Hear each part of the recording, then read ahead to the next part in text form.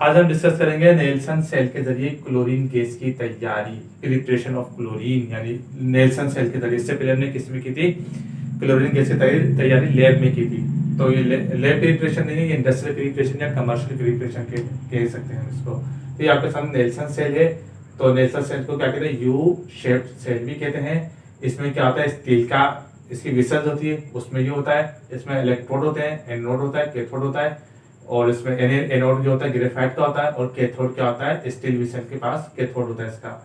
तो उसको बैटरी के साथ कनेक्ट कर देते हैं। जब ये इसमें क्या होता है? NaCl का सोल्यूशन होता है, NaCl प्लस H2O। तो क्या NaCl का इसमें सोल्यूशन होता है, जिसको कहते हैं ब्राइन।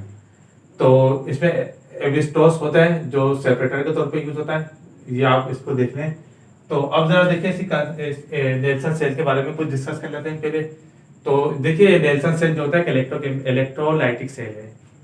क्या इलेक्ट्रोलाइसिस का मतलब क्या होता है? इलेक्ट्रो माने बिजली, इलेक्ट्रो माने बिजली, इलेक्ट्रो माने क्या होता है? बिजली, और लाइसिस माने ब्रेक डाउन। इलेक्ट्रो माने क्या होता है? बिजली, और लाइसिस माने क्या होता है? Breakdown. बिजली गुजारने पर कंपाउंड का टूट जाना क्या कहलाता है? इलेक्ट्रोलाइसिस सेल है। तो ये क्या करता है? इलेक्ट्रोलाइटिक सेल, इसलिए इसको कहते हैं। जब इसको बैटरी से कनेक्ट करेंगे इसके इलेक्ट्रोड्स को, जो एनोड और कैथोड है, तो उसमें क्या होगा? इलेक्ट्रोलाइसिस का अमल होगा। Na जो पॉजिटिव होगा वो नेगेटिव की तरफ जाएगा, Na कैथोड की तरफ जाएगा, और Cl जो होगा वो एनोड की तरफ जाएगा। तो क्या होगा? ब्रेक डाउन हो जाएगा। देखिए इसी तरीके से फिर क्या होती है? क्लोरीन गैस प्रोड्यूस होती है। जो बाकी Na होता है हमारे पास, वो जो आपके पास ये क्या कहलाता है? स्टील वेसल होती है, इसके अंदर परफोरेटेड कैथोड होते हैं। तो क्या है? परफोरेटेड मतलब सुराख। इस सुराखों के जरिए NaCl नीचे आता है, जहाँ पानी होता है, पानी के साथ ये रिएक्शन करके NOH बना लेता है। तो क्लोरीन के साथ इस सेल में दो किस्म के बाय प्रोडक्ट बनते हैं। एक तो आपका हाइड्रोजन बनेगा, और दूसरा क्या बनेगा? कॉस्टिक सोडा के दीजिए, सोडियम हाइड्रोक्साइड, NaOH जिसको हम कहते हैं। तो ये हमारे पास था नेल्सन सेल का इंट्रोडक्शन था। अब जरा देखते हैं नेल्सन सेल होता क्या है। Consist of U shape perforated steel vessels which act as cathode. जैसे स्टील वेसल्स है, ये कैथोड के तौर पर अमल करती है। This graphite anode is dipped into solution. जरा देखिए ये ग्रेफाइट का जो हमारे पास एनोड होता है, ग्रेफाइट का होता है। ग्रेफाइट देखिए बेस्ट कंडक्टर है या गुड कंडक्टर ऑफ इलेक्ट्रिसिटी है। इलेक्ट्रोपिक फॉर्म ऑफ कार्बन है, हमने पहले पढ़ा था। तो ये क्या काम करता है? इसमें NaCl का जो सोल्यूशन होता है उसमें डिप होता है। The U tube is separated from anode by asbestos. Asbestos जिसमें मैंने बताया ये लेयर होती है एविस्टोस की। ये भी समझ लें किस्म का यूज होता है इसमें। एविस्टोस जो काम क्या करता है? एनोड को कैथोड से सेपरेट कर देता है। U tube is known as anode compartment. जिसमें एनोड होता है उसको एनोड कंपार्टमेंट, जिसमें कैथोड होता है वो क्या कहलाता है? कैथोड कंपार्टमेंट कहलाता है, जिसमें दो कंपार्टमेंट होते हैं। याद रखिएगा ये बात। U tube is fixed in an outer compartment known as cathode compartment. On passing electric current through the salt solution chlorine gas is produce. जैसे मैंने बताया आपको, एक एनोड कंपार्टमेंट होता है, इसमें एक कैथोड कंपार्टमेंट होता है। जब भी इलेक्ट्रोड को हम बैटरी के साथ कनेक्ट करेंगे तो उसमें इलेक्ट्रोलाइसिस का अमल होगा। इसी तरीके से फिर क्या होगा?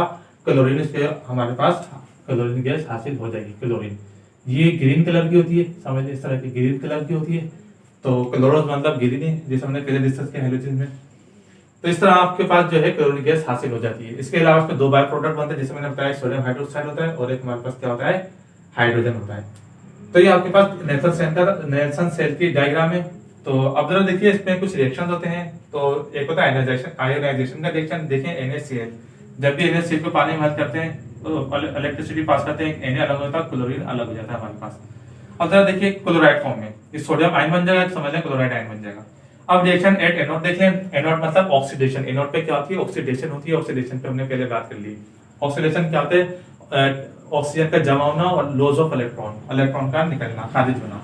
जरा देखिए दो हमारे पास 2Cl है, तो क्या करेगा? ये दो इलेक्ट्रॉन लूज कर देगा, तो क्या बन जाएगा? क्लोरीन बन जाएगा। अब जरा देखिए इलेक्ट्रॉन, ये सोडियम है, सोडियम इलेक्ट्रॉन क्या काम करेगा? गेन कर लेगा। अब रिएक्शन एट कैथोड देखिए, इसमें क्या होता है? रिडक्शन का मतलब होता है। कैथोड पे क्या होती है? रिडक्शन होती है, एनोड पे ऑक्सीडेशन होती है। बात आपको ध्यान में रखनी है। अब सोडियम है, सोडियम में एक इलेक्ट्रॉन गेन कर लेगा, तो क्या होगा? सोडियम मेटल में आ जाएगा, यानी फ्री स्टेट में आ जाएगा। जब ये फ्री स्टेट में यहाँ से आएगा तो ये परफोरेटेड कैथोड है, इसके पास पोर्स हैं छोटे छोटे, तो इससे क्या होगा? पास होके पानी के से रिएक्शन, पानी में आके गिरेगा। जब पानी के साथ रिएक्शन करेगा तो क्या बनाएगा? सोडियम हाइड्रोक्साइड ये बना देगा। तो इसलिए आप कह सकते हैं कि इसमें बाय प्रोडक्ट सोडियम हाइड्रोक्साइड भी बनता है और हाइड्रोजन भी बनती है। तो क्लोरीन गैस अलग हो जाएगी, सेपरेट हो जाएगी डायटोमिक फॉर्म में। तो आप क्या करेंगे, इसको कैप्चर कर लेंगे, इसको स्टोर कर लेंगे। तो इसका ओवरऑल रिएक्शन देख लीजिए, reaction at water drop. Water drop में क्या रिएक्शन होगा, जिससे मैंने बताया सोडियम फ्री स्टेट में आने के बाद क्या होगा, पानी में आके गिरेगी, जब पानी में आके गिरेगी तो क्या होगा, पानी पेस्ट, इस तरह से भी लिख सकते हैं H2O को। सोडियम वाटर के साथ रिएक्शन करेंगे, सोडियम हाइड्रोक्साइड बनाएगी, हाइड्रोजन प्रोड्यूस करेगी। तो ये थी हमारे पास क्लोरीन गैस की तैयारी नेल्सन सेल के जरिए।